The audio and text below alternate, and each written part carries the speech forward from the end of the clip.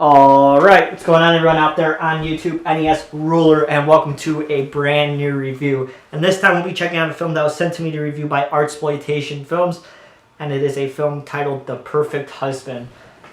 So this is the second film in the third wave of films that Artsploitation has been putting out. I unfortunately didn't get the first one to review for you guys, which was Fever, but this is the second film in the third wave. You know, the second wave was really strong. We had a lot of really fantastic films in that wave. We had The Treatment, which is one of my favorite films of the past 5 years. I absolutely just love that film. And Horsehead and Bloody Knuckles, which were all just fantastic films, and all films I reviewed on the podcast. So I was excited to see that Artsploitation was starting to release some more films because they were quiet for a little while. And when this popped up in my mailbox, I read the description. I was like, oh, that sounds pretty interesting. It could be an interesting film.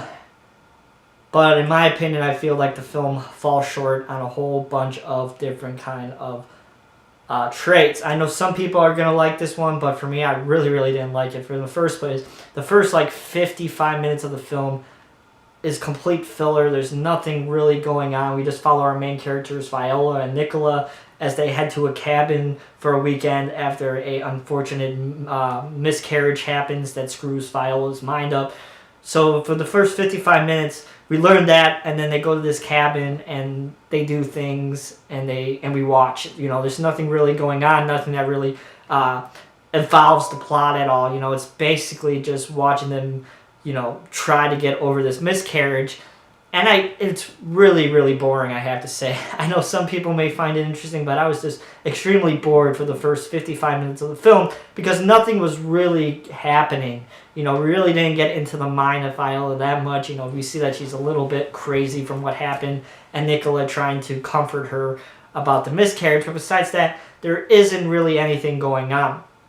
And then we hit the 55-minute point of the film, and then I feel like things start to pick up a little bit more, and things start to become a little bit more interesting. But once again, it's stuff that we've all seen before in prior films. The film's, in my opinion, highly influential from The Shining. We see a lot of similar camera angles and different and similar scenes that were in The Shining. So I think it's very similar to The Shining in the sense that one of the characters goes crazy and starts doing insane kind of things to the other different characters around. That's the thing, there's not really any other characters besides Nicola and Viola. There's one park ranger character, and there's one other character that shows up at the middle of the film. So there's nothing really that interesting or that much going on to keep you interested, like I said.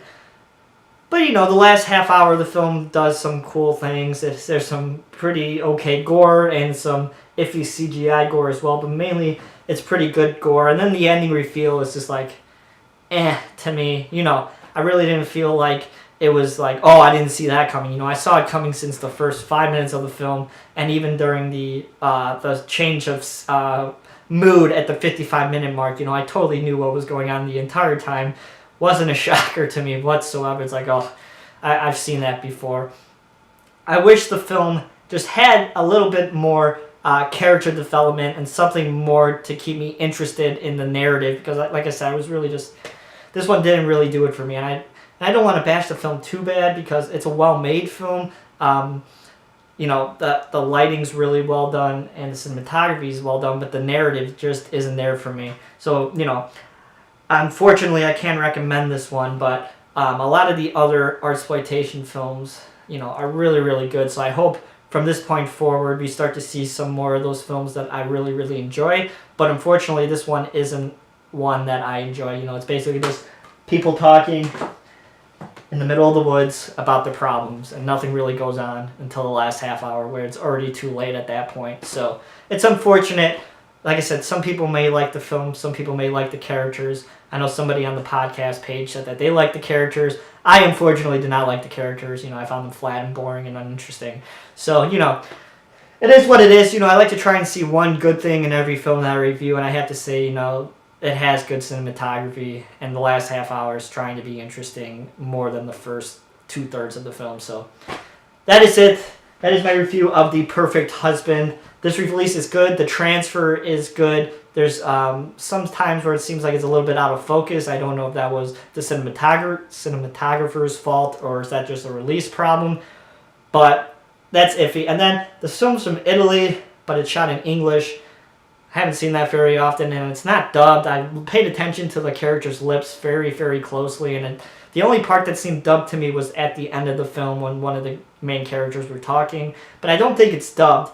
I may have to do a little bit more research on this, but if you guys know if this is dubbed or not, let me know. But I really don't think it's dubbed, so that's weird that it's an Italian film that's shot in English, you know.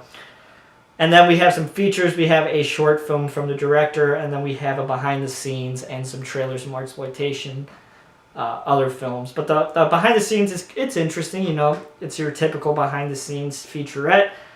Talk to the characters and things like that. So nothing complaining about the release. It's just I wasn't a fan of the film. So like I said, you can't be a fan of everything, guys. You know, I try in these reviews to not be too rough towards films. If you guys listen to me on the podcast, you know I could be often quite rough to films that I dislike.